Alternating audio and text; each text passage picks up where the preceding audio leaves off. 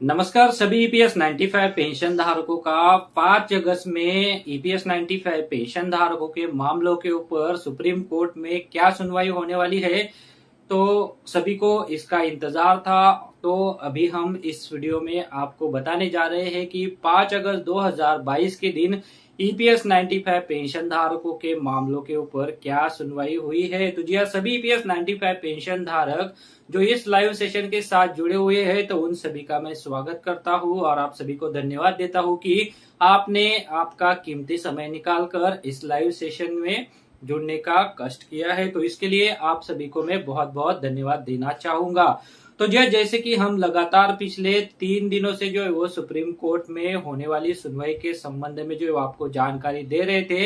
ऐसे में आज दोपहर 2 बजे के बाद भी ईपीएस 95 पेंशन धारकों के मामलों को लेकर जो है वो सुनवाई के लिए यहाँ पर आदेश कल दिया गया था और उसी आदेश के अनुसार आज 22 अगस्त 5 के दिन भी ईपीएस 95 पेंशन धारकों के मामलों के ऊपर माननीय सर्वोच्च न्यायालय के समक्ष जो वो सुनवाई हुई है। और आज की सुनवाई में क्या अपडेट आया है तो उसके बारे में अभी मैं आपको इस वीडियो में जानकारी देने वाला हूँ। तो जी हाँ, यह जो जानकारी है वो आप सभी जानने के लिए काफी इंतजार कर रहे थे। ऐसे में मैं आपका ज्यादा समय नहीं लूंगा और जल्द से जल्द अभी यह जो सुनवाई के रिलेटेड अपडेट है तो उसके बारे में हम बात करेंगे। पर उससे पहले मैं आपसे यहाँ पर एक रिक्वेस्ट करना चाहूंगा कि अगर आपको मेरी आवाज सही तरह से आ रही है तो इस वीडियो के नीचे जो लाइव चैट का ऑप्शन है तो उसमें आप कमेंट कर दीजिए कि मेरी आवाज जो आप तक सही तरह से पहुंच रही है, ताकि हम यह जो जानकारी है वो आप सभी को दे सके। साथ ही इस लाइव सेशन को आप अभी लाइक कर दीजिए और आपने हमारे चैनल को अभी तक सब्सक्राइब नहीं किया है तो चैनल को सब्सक्राइब भी कर लीजिएगा, ताकि आपसे संबंधित जो आने वाले पेंशन बढ़ोतरी के संबंधित अपडेट है तो वो आपको समय समय पर मिल सके। फिलहाल अभी आज की सुनवाई में यानी 5 अगस्त 2022 की सुनवाई में क्या अपडेट आया है, सुप्रीम कोर्ट में क्या दलीलें पेश की गई और ईपीएस 95 पेंशन धारकों का जो पक्ष है तो वो अभी कितना मजबूत हो गया है तो उसके बारे में हम आपको जानकारी देने वाले हैं। तो फटाफट आप आपके फोन में जो लाइव चैट का ऑप्शन अभी ओपन होगा तो उसमें एक कमेंट कर दीजिए कि मेरी आवाज जो है अब तक सही तरह से पहुंच रही है या नहीं पहुंच रही है ताकि यह जो सेशन है तो हम यहाँ पर जो है वो अभी शुरू कर सके। मैं भी यहाँ पर मेरे एंड से जो है वो चेक कर लेता हूँ कि मेरी आवाज आप तक सही तरह से पहुंच रही है या नहीं पहुंच रही है। सेम सेशन को यहाँ पर हम जो है वो लाइव ओपन कर लेते हैं और यहाँ पर मैं देख लेता हूँ कि मेरी आवाज जो है आप तक सही तरह से पहुंच रही है या नहीं पहुंच रही है। अगर आवाज यहाँ पर सही तरह से पहुंच रही होगी तो हम यह जो सेशन है वो अभी कंटिन्यू कर लेंगे। तो जी हाँ, यहाँ पर मैं अभी चेक कर रहा हूँ यह जो वीडियो है वो उसकी आवाज आप तक पहुंच रही है क्या नहीं पहुंच रही है। पर यहाँ पर मैं देख पा रहा हूँ कि मुझे जो पहले से आपकी तरफ से जो वो कमेंट आ चुके हैं, आवाज आ रही है। तो जी हाँ, मैं अभी चेक नहीं करते बैठूंगा क्योंकि इसमें जो आपका समय जाएगा। बहुत सारे लोगों ने जो मुझे कॉमेंट किया है जिनमें से मैं कुछ के नाम ले लेता हूँ। अनिश प्रसाद, नरेश कुमार, मणिभूषण कुमार, अरुण सिंह, तो ये सारे महोदय है। उसके बाद अशोका, जीपी पटेल और भी बहुत सारे ईपीएस 95 पेंशन धारक है जो कि आज की सुनवाई के साथ जो है वो जुड़े हुए हैं। तो आप सभी को मैं एक बार फिर से नमस्कार करता हूं और आपके लिए आज की सुनवाई में क्या अपडेट आया है तो वो मैं आपको बता देता हूं। तो जी ईपीएस 95 पेंशन धारकों के मामलों को लेकर जो है वो कल जो दलीलें पेश की गई थी तो उससे जो है वो ईपीएफओ द्वारा जो फाइनेंशियल सस्टेनेबिलिटी का मुद्दा कोर्ट के समक्ष रखा गया था तो उससे जो है पूरी तरह से काउंटर करने में ईपीएस 95 पेंशन धारकों के जो एडवोकेट है तो वो कल यहाँ पर सफल रहे थे और माननीय जज महोदय द्वारा भी उनके द्वारा जो डॉक्यूमेंट के साथ दलीलें पेश की गई थी तो वो भी माननीय सर्वोच्च न्यायालय के 3 जजों की बेंच द्वारा स्वीकार किए गए हैं। उसके बाद आज की सुनवाई में क्या हुआ है तो वो अभी हम आपको बता देते हैं, क्योंकि आज की सुनवाई के बाद जो वो ईपीएस 95 पेंशन धारकों का जो पक्ष है वो सुप्रीम कोर्ट में काफी मजबूत हो गया है और ईपीएस 95 पेंशन धारकों के हक में फैसले की उम्मीद जो है वो हम कर सकते हैं। तो जी यहाँ पर 5 अगस्त 2022 के दिन जो सुनवाई हुई है तो वो अभी हम जान लेते हैं। हिंदी और अंग्रेजी दोनों भाषाओं में जानेंगे क्योंकि आप में से कुछ पेंशन धारक हिंदी को समझते होंगे और कुछ पेंशन धारक जो है वो अंग्रेजी में समझते होंगे। तो जी ईपीएस 95 पेंशन धारकों की जो सुनवाई है वो आज दोपहर 2 बजे के बाद लंच के बाद हुई है। Post lunch proceeding before honourable court on the issue of EPS 95 amended pension issue are now over and during the proceeding one senior lady lawyer on pensioner side argue on huge cops EPFO is having by giving one figure of 2017-2018 as rupees 3.93 lakh crores, earning around 30,000 crore which is gradually increasing further. तो जी यहाँ पर एक lady lawyer द्वारा माननीय सर्वोच्च न्यायालय के समक्ष बताया गया कि सन 2017-18 में ईपीएफओ के पास 3.93 लाख करोड़ रुपए की अर्निंग थी और उसके ऊपर जो है वो यहाँ पर 30,000 करोड़ रुपए ग्रेजुअली इंक्रीजिंग भी हो रही है। तो जी हाँ, यहाँ पर यह जो मुद्दा है वो उनकी द्वारा काफी अच्छी तरह से इफेक्टिवली जो है वो कोर्ट के समक्ष जो है वो डॉक्यूमेंट के साथ जो है वो रखा गया, जिसकी वजह से यहाँ पर आगे भी यह बताया गया कि जो पेंशन का भुगतान किया जा रहा है तो वो केवल जो है वो जो बैच का अमाउंट आता है तो उससे जो होता है, और जो भी यहाँ पर प्रिंसिपल अमाउंट होता है जो ईपीएस 95 पेंशन धारकों को कंट्रीब्यूशन होता है तो वो ईपीएफओ के पास ही रहता है और उसे जो है वो कर्मचारियों को बाद में वापस भी नहीं दिया जाता और यह जो अमाउंट है वो बढ़ते रहता है। ऐसे में यहाँ पर ईपीएस 95 पेंशन धारकों को जो पेंशन का हवाला दिया जाता है कि ज्यादा पेंशन दिए जाने से सरकार के ऊपर बर्डन आएगा, तो वो नहीं आएगा। उनकी दलीलों में यह बताया गया है। She has very effectively mentioned that respectively pensioners will pay back all amount with interest also. EPFO is only paying pension only out of interest, not out of corpus, and EPFO is not touching its corpus. Moreover, pensioners will not get back their corpus. She had given an example of pensioners who rendered around 18 years service and his employer out of his share deposited around 1,09,000 and had it been PF fund, it would have earned interest also and it would have been increased gradually on his account। तो जी यहाँ पर इनके द्वारा एक example भी दिया गया कि एक कर्मचारी जिसकी सर्विस 18 साल है और उसके एम्प्लॉयर द्वारा ईपीएस 95 पेंशन योजना में 1,09,000 रुपए का जो कंट्रीब्यूशन है वो दिया गया है और इसके ऊपर जो इंटरेस्ट मिलता है तो वो भी उनको जो है वो ग्रेजुअली इंक्रीज हो रहा है, ऐसा यहाँ पर बताया गया। Hence the financial viability cannot be the reason to deny amended pension. She very rightly said that his court should also take cognizance of number of SLP rejected by Honorable Supreme Court itself. Learned lawyer Mr. Shankar Narayan argued that the distinction between exempted and unexempted trust is completely irrelevant. He also said one R.C. Gupta case judgment duly approved by CBT is implemented, then EPFO has no locus standi to raise it now। तो जी यहाँ पर आगे यह भी दलील जो पेश की गई है जो कि आरसी गुप्ता केस का जो फैसला दिया गया था तो उसे जो वो सीबीटी द्वारा भी एक्सेप्ट करके जो है वो लागू किया गया था, तो इससे जो है वो यहाँ पर बाद में उठाने का कोई भी मुद्दा नहीं बनता है। आज की सुनवाई यहाँ पर जो है वो खत्म हुई थी क्योंकि आज की सुनवाई जो है वो 2 बजे के बाद जो है वो यानी पोस्ट लंच सेशन के बाद जो है वो शुरू हुई थी और इसके ऊपर जो है वो लगभग 1-1.5 घंटा जो है वो सुनवाई हुई है और इन सुनवाई के दौरान जो है वो ईपीएस 95 पेंशन धारकों के जो एडवोकेट है, लॉयर है, तो उनके द्वारा जो है वो ईपीएस 95 पेंशन धारकों का यह जो मुद्दा है पेंशन बढ़ोतरी का लेकर जो कि फाइनेंशियल सस्टेनेबिलिटी का यहाँ पर जो हवाला ईपीएफओ और उनके एडवोकेट द्वारा दिया गया था तो उसे यहाँ पर जो है वो पूरी तरह से काउंटर करने में यह जो है वो सफल हुए हैं।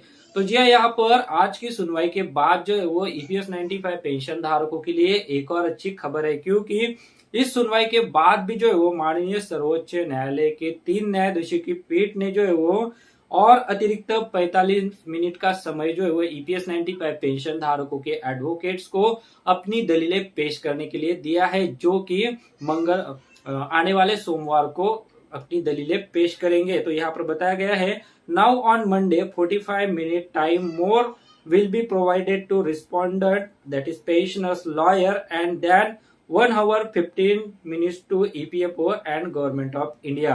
Honorable Justice UU Lalit also said sometime again then will be given to respondents lawyer।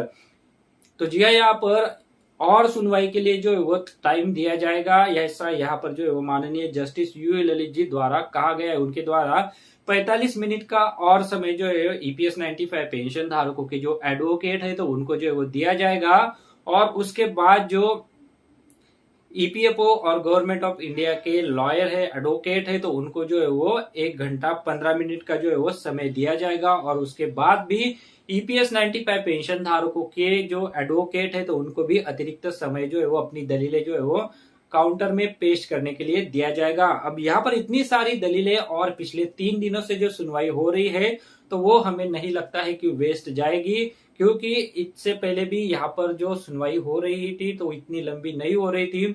और अभी इतनी सारी लंबी सुनवाई होने के बाद जो वो माननीय सर्वोच्च न्यायालय के 3 जजों की बेंच का यह जो गठन इन मामलों की सुनवाई के लिए किया गया है, और उसके सामने यह जो पिछले 2 अगस्त, 3 अगस्त, 4 अगस्त और आज 5 अगस्त को भी सुनवाई हुई है और आने वाले सोमवार को भी सुनवाई होगी, तो ये सारी दलीलें सुनने के बाद जो है वो अब एक ठोस फैसला जो है वो सुप्रीम कोर्ट द्वारा दे देना चाहिए, ऐसा जो है वो सभी ईपीएस 95 पेंशन धारकों के मन में है। और हम भी यहाँ पर इंतजार कर रहे हैं कि इन सारे मामलों के ऊपर जो है वो माननीय सर्वोच्च न्यायालय द्वारा अभी एक ठोस फैसला जो है वो दे देना चाहिए, ताकि ईपीएस 95 पेंशन धारकों को जो मिलने वाली पेंशन है तो वो जल्द से जल्द बहाल हो सके। यहाँ पर मौजूदा समय में जो ईपीएस 95 पेंशन धारक है तो उनको मिलने वाली पेंशन बहुत ही कम है।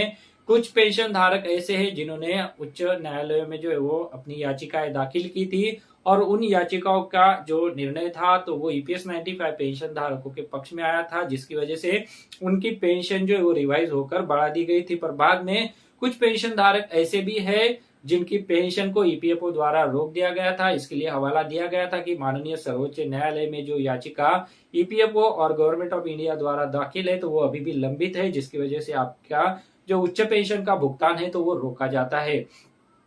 पर अगर हम एक बात सभी की ओर देखें तो किसी भी न्यायालय में यह नहीं बताया गया था कि सुप्रीम कोर्ट में जो याचिका दाखिल है तो उस याचिका की वजह से जो है वो बाकी पेंशन धारकों की पेंशन को जो है वो रोका जाए। तो यह उनके साथ जो है वो एक तरह का अन्याय भी हुआ है, और बाद में जो रिटायर्ड होने वाले कर्मचारी है तो उनके साथ भी यह चल के आगे हो सकता है। तो जी हाँ, यहाँ पर इसके लिए यह जो माननीय सर्वोच्च न्यायालय में मामले दाखिल है तो वो ना केवल ईपीएस 95 पेंशन धारक अभी जो मौजूद समय में ईपीएस 95 पेंशन योजना से पेंशन ले रहे हैं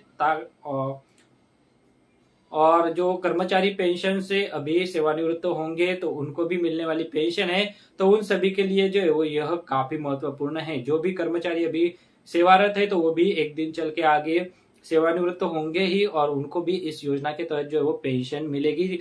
और वह अगर पेंशन बहुत ही कम मिलती है तो आगे आने वाले समय में महंगाई का दर कितना होगा तो हम सभी समझ सकते हैं। और ऐसे में ये जो कुछ ही रुपए पेंशन के रूप में मिलेंगे तो उसमें गुजर बसर कैसे होगा, तो वह भी एक बहुत बड़ा सवाल है। ऐसे में यहाँ पर यह जो मामला है वो कर्मचारियों के हक में माननीय सर्वोच्च न्यायालय द्वारा सुनाया जाना चाहिए।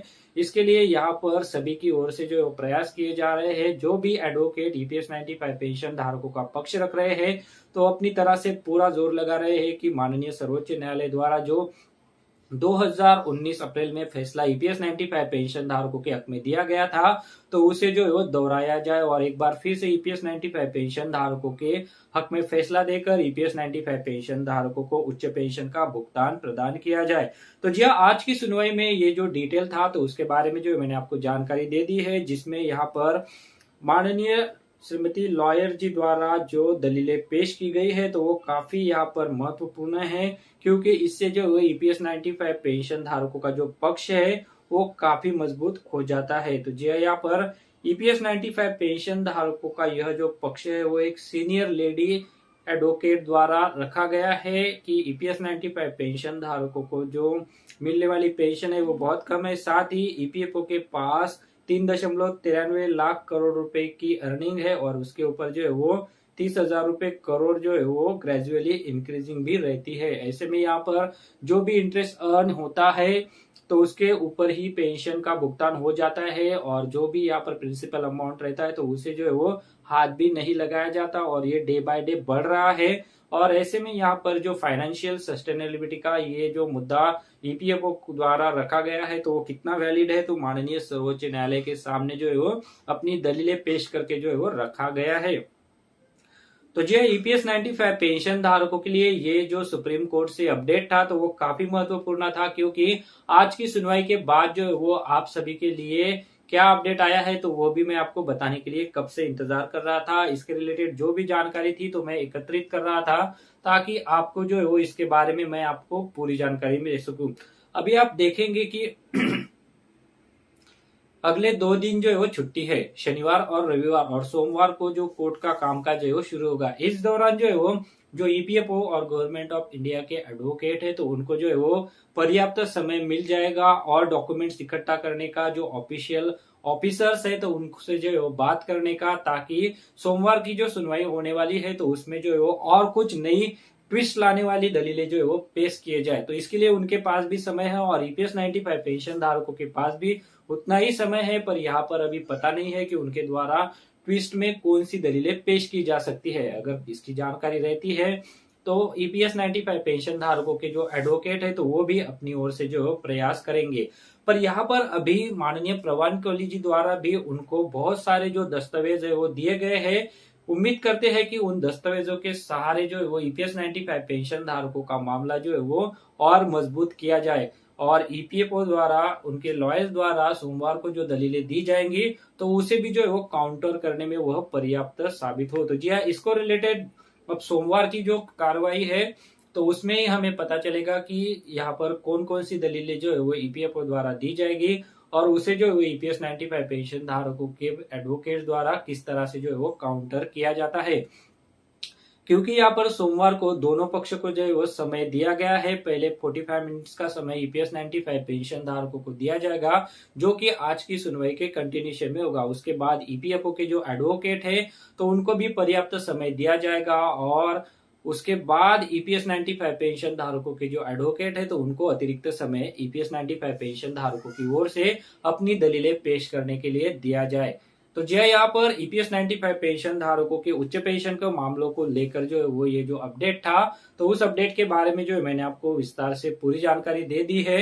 ईपीएस 95 पेंशन धारकों का यह जो लंबे समय से इंतजार चल रहा है तो वो यहाँ पर अभी खत्म हो जाएगा, ऐसा हम सभी को लग रहा है, क्योंकि माननीय सर्वोच्च न्यायालय में 2 अगस्त एक दिन, 3 अगस्त दूसरा दिन, 4 अगस्त तीसरा दिन, और आज 5 अगस्त चौथा दिन, तो यहाँ पर 4 दिनों में जो है वो सुनवाई हुई है, और एक और सुनवाई सोमवार को होने वाली है, और सोमवार के दिन शायद यह जो फाइनल सुनवाई है वो हो सकती है। उम्मीद करते हैं कि सुप्रीम कोर्ट द्वारा और आगे की कोई भी तारीख यहाँ पर ना देकर ईपीएस 95 पेंशन धारकों के यह जो मामले हैं तो इन मामलों के ऊपर जो है वो फैसला सुनाया जाए। तो जी हाँ, जो भी फैसला आएगा तो मैं आपको इसी तरह से लाइव सेशन में आकर उसकी जानकारी दूंगा, साथ ही उसके बारे में हम चर्चा भी करेंगे, और आपकी कोई राय है, कोई सुझाव है तो वो आप भी हमें जो है वो वहां पर दे सकते हैं।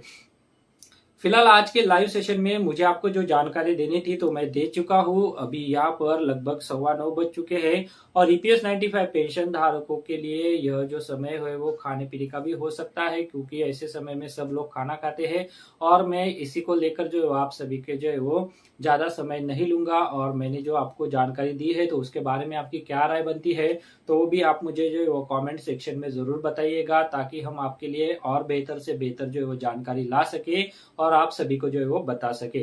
फिलहाल आज के इस वीडियो में आज की सुनवाई के संबंधित ये जो डिटेल जानकारी थी जो कि हमने एकत्रित करके आपको दी है, तो उसके बारे में जो आपकी क्या राय बनती है, अगर अच्छी लगती है तो वीडियो को लाइक जरूर करते चलिएगा, और अगर आपने हमारे चैनल को अभी तक सब्सक्राइब नहीं किया है तो चैनल को सब्सक्राइब भी करते चलिएगा, ताकि जो भी अपडेट आए तो उन अपडेट के बारे में जो है आपको समय समय पर जानकारी मिल सके। तो जी यहाँ पर मैंने जैसे कि आपको बताया कि ईपीएस 95 पेंशन धारकों के मामलों के ऊपर जो आज की सुनवाई हुई है तो वो अभी जो है हमने जान ली है, पर अभी मैं यहाँ पर कुछ कमेंट जो है आपकी तरफ से देख लेता हूँ। अगर आपने यहाँ पर कुछ कमेंट किए रहेंगे तो उसके बारे में भी हम आपसे बात कर लेंगे। तो जी यहाँ पर आगे जो है वो कोई भी यहाँ पर हमें जो है वो क्वेश्चन से संबंधित जो है वो कमेंट नहीं दिख रहा है, तो ऐसे में आप सभी ने जो है वो बहुत बहुत धन्यवाद भी दिया है, तो थैंक यू फॉर आपने आपका कीमती समय निकाला और हमारे लाइव सेशन के साथ जो है वो जुड़े हैं, तो इसके लिए मैं आपको जो है वो धन्यवाद करता हूँ। साथ में यहाँ पर तारीख पे तारीख ऐसा भी कुछ पेंशनर द्वारा बताया गया है, तो यहाँ पर मैं सुप्रीम कोर्ट में जो तारीख पे तारीख दी जाती है तो वो तो एक बात है, पर जो भी है हमारे सामने जो रिजल्ट अभी दिख रहा है कि पिछले 5 दिनों से जो है वो सुनवाई हुई थी और अगले सोमवार को भी सुनवाई होगी। तो ऐसे में यहाँ पर इतनी सारी लंबी सुनवाई के बाद अगर कोई फैसला नहीं दिया जाता है तो हम क्या उम्मीद कर सकते हैं। तो हम उम्मीद तो यही करेंगे कि इतनी सारी सुनवाई हुई है, लगभग माननीय सर्वोच्च न्यायालय में 2 अगस्त, 3 अगस्त, 4 अगस्त और 5 अगस्त को भी सुनवाई हुई है। ऐसा नहीं है कि 2 महीने की तारीख दे दी, 4 महीने की तारीख दे दी।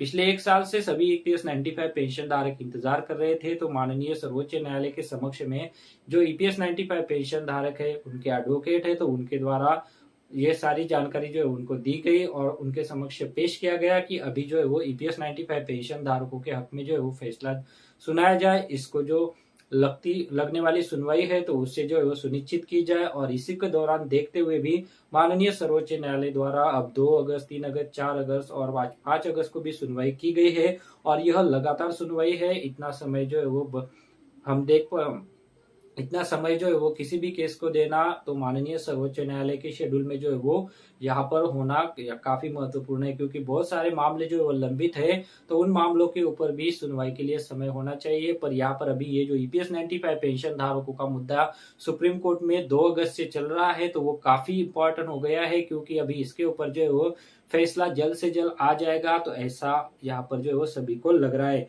फिलहाल जो भी रहेगा तो मैं आपको हमारे वीडियो में उसकी जानकारी देता रहूंगा। इसके लिए आप हमारे चैनल को सब्सक्राइब जरूर करके रख लीजिएगा और उसके बाद एक बेल का बटन आएगा तो उसे भी आप प्रेस कर दीजिएगा, ताकि जो भी अपडेट है तो उनके बारे में आपको समय समय पर जानकारी मिल सके। तो जी हाँ, मैं आपसे बार बार यही निवेदन इसलिए करता हूँ कि जो भी जानकारी रहती है तो आपको समय रहते हुए पता चल जाए और उसका लाभ जो है वो आप उठा सके। दोस्तों, आप सभी मुझे कब से सुन रहे हैं, तो जाते जाते मैं आपको एक यह जो मुद्दा है तो उससे अलग मुद्दे के ऊपर बात करके जाऊंगा, जो कि अभी एक ऑनलाइन फ्रॉड का हो रहा है। बहुत सारे ऐसे फ्रॉड हो रहे हैं जो कि आपके फोन पर कॉल आने से हो जाते हैं। किसी का कॉल आता है या फिर मैसेज आता है जिसमें आपको बताया जाता है कि आपकी पेंशन जो है वो बैंक में क्रेडिट होने वाली है या फिर क्रेडिट हो गई है, पर उसे निकालने के लिए आपको जो है वो कुछ प्रोसेसिंग फी के रूप में जो है वो पैसा भरना है। कुछ भी अमाउंट हो सकती है, 1,000, 5,000, 200 रुपए, 300 रुपए, ऐसी अमाउंट जो है वो आपको बताई जाती है। और उस अमाउंट के बहाने जो है वो आपके बैंक खाते में जितनी भी राशि है तो उसे जो है वो ऑनलाइन फ्रॉड के माध्यम से जो है वो निकाला जाता है। इसलिए आप सावधान रहिए। किसी भी ऐसा अगर आप किसी को भी ऐसा अगर फोन आता है, एसएमएस आता है, तो उससे जो आप रिस्पॉन्ड ना करें, क्योंकि किसी भी बैंक द्वारा ना ही ईपीएफओ द्वारा आप सभी को ऐसा इंटीमेशन भेजा जाता है कि आपको पेंशन पाने के लिए जो है वो कुछ प्रोसेसिंग फी भरनी है और तब जाके आपकी पेंशन को जो है वो रिलीज किया जाएगा। तो यहाँ पर यह एक सावधानी से संबंधित जो है वो मुद्दा था, जो कि आप सभी को भी ध्यान रखना है। और रिसेंटली एक नया स्कैम भी सामने आया है कि आपको आपके मोबाइल पर एक एसएमएस आ जाता है जिसमें आपको बताया जाता है कि आपके घर की बिजली को रात को 9 बजे काट दिया जाएगा, आपका इतना इतना अमाउंट ड्यू है। उसमें आपको एक लिंक दिया हुआ रहता है या फिर वहां पर आपको एक फोन नंबर भी दिया होता है जिस पर आपको कॉल करके आपकी जो शिकायत है उसे निवारना है, तो ऐसा कहा जाता है।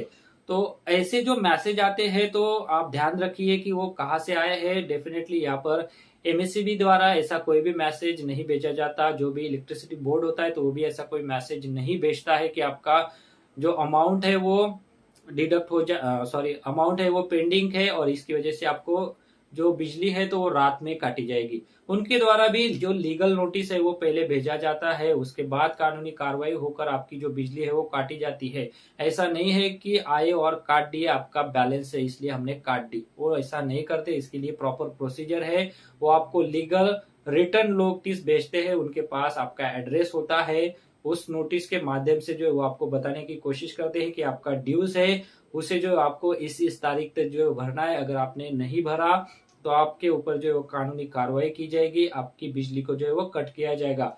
एसएमएस द्वारा आपको कभी भी अलर्ट नहीं किया जाता। तो इसके लिए आप सभी सावधान रहिए और सुरक्षित रहिए। फिलहाल यह जो एक मुद्दा था तो मैंने हाल ही में हमारे साथ जो है वो कुछ लोग यहाँ पर थे तो उनके साथ ऐसी घटना हो चुकी है, उनके साथ फ्रॉड हो चुका है और उनके बैंक खाते से जो है वो अमाउंट जा चुकी है। इसकी वजह से मुझे लगा कि यह मुद्दा भी आपके साथ जो है वो शेयर करना चाहिए, ताकि आप भी सभी सतर्क हो सके और अपनी सुरक्षा जो है वो बनाए रख सके। तो जी हाँ, आज के इस वीडियो में माननीय सर्वोच्च न्यायालय के समक्ष ईपीएस 95 पेंशन धारकों के मामलों के ऊपर जो सुनवाई हुई है, तो उस सुनवाई के बारे में जो मैंने आपको जानकारी दी है। उम्मीद करता हूं कि आज के इस सेशन में जो जानकारी मैंने आपको दी है तो वो अच्छी लगी होगी। अच्छी लगी है तो इस वीडियो को लाइक ज्यादा से ज्यादा कीजिए, क्योंकि आपकी लाइक की वजह से यह वीडियो ज्यादा से ज्यादा ईपीएस 95 पेंशन धारकों तक पहुंचेगा और उनको भी इसके बारे में विस्तार से जानकारी मिलेगी। और आप भी इस वीडियो को ज्यादा से ज्यादा ईपीएस 95 पेंशन धारकों के साथ शेयर कीजिएगा, ताकि 5 अगस्त 2022 के दिन यह जो सुनवाई हुई है तो इसके बारे में जो है वो पूरी जानकारी मिल सके। तो जी आज के इस सेशन के साथ जुड़े रहने के लिए मैं आप सभी का धन्यवाद करता हूं। और आज के इस सेशन में जो मैंने आपको जानकारी दी है तो वो पूरी तरह से आज की सुनवाई के बारे में थी, जो कि डिटेल में थी। कल मुझे यहाँ पर कमेंट भी आए थे कि वीडियो ज्यादा लंबा नहीं होना चाहिए, क्योंकि यहाँ पर जो भी जानकारी रहती है तो वो शॉर्ट में बताई जाए, और ऐसे में जो वीडियोस है वो ज्यादा लंबा नहीं होना चाहिए। तो ऐसे में आज मैंने पूरी कोशिश की है कि कम से कम समय लेकर आपको जो है वो ज्यादा से ज्यादा जानकारी दे सकूं। तो यहाँ पर जो है वो अभी आज की सुनवाई के बारे में जो भी अपडेट थी तो मैंने आपको जो है वो दे दी है। अब मैं यहाँ को आपको बताना चाहूंगा कि अभी यह जो सेशन है वो हम खत्म कर सकते हैं, क्योंकि आप सभी जो है वो अगर खाना नहीं खाया है तो अभी आप खाना खा लीजिए। जो भी जानकारी थी तो मैंने आपको दे चुकी है। साथ ही मैं जो नए व्यूअर्स है जो हमारे सेशन के साथ जुड़े हुए हैं तो उनको बताना चाहूंगा कि आज की सुनवाई के संबंधित जो भी डिटेल जानकारी थी तो मैंने वीडियो में बता दी है। तो आप वीडियो को थोड़ा रिवाइंड करके पीछे लेकर जाकर जो है वो देख लीजिए कि मैंने आज के सेशन में आज की सुनवाई के बारे में क्या जानकारी दी है। उम्मीद करता हूं कि आज के सेशन में ईपीएस 95 पेंशन धारकों के मामलों के ऊपर जो सुनवाई हुई है तो उसके बारे में आपको पूरी जानकारी मिल गई होगी, और भी अधिक जानकारी हम एकत्रित करके जो आपको देने की पूरी कोशिश करेंगे। साथ ही आज के आदेश की जो ऑर्डर कॉपी है तो उसे डाउनलोड करने के लिए वीडियो के डिस्क्रिप्शन में मैं लिंक दे दूंगा। उस लिंक पर क्लिक करके आसानी से आप आज के ऑर्डर की जो कॉपी है तो वो डाउनलोड कर सकेंगे। जैसा कि मैंने कल के ऑर्डर की जो कॉपी है वो वीडियो के डिस्क्रिप्शन में डाउनलोड करने के लिए लिंक दे दिया था, वैसा ही आज के सेशन का भी जो ऑर्डर कॉपी है तो उसे डाउनलोड करने के लिए भी मैं लिंक दे दूंगा। आप इन सारी कॉपीज को जो डाउनलोड करके अपने रिकॉर्ड के लिए भी रख सकते हैं। तो जी हाँ, आज के इस वीडियो में ईपीएस 95 पेंशन धारकों के मामलों के ऊपर ये जो सुप्रीम कोर्ट में एक बहुत ही अच्छी सुनवाई ईपीएस 95 पेंशन धारकों के हक में हुई थी तो उसके बारे में जो मैंने आपको जानकारी दी है। तो जी हाँ, आज के इस सेशन में बस इतना ही। अब मैं यहाँ पर एक लाइव चैट की ओर नजर डाल लेता हूँ कि क्या आप में से किसी द्वारा कोई यहाँ पर और ज्यादा जानकारी भेजी गई है क्या। तो जी हाँ, यहाँ पर देख लेता हूँ ताकि हम उसे भी जो है वो इस सेशन में जो है वो शामिल कर सके।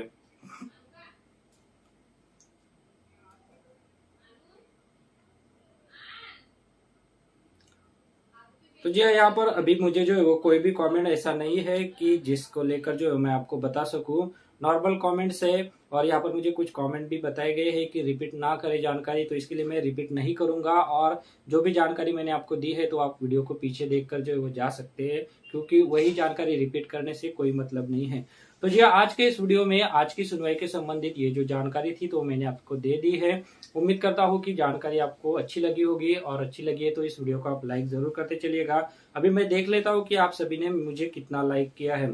तो यहाँ पर लगभग 188 जो व्यूअर्स है हमारे, तो उनके द्वारा जो इस सेशन को लाइक किया गया है।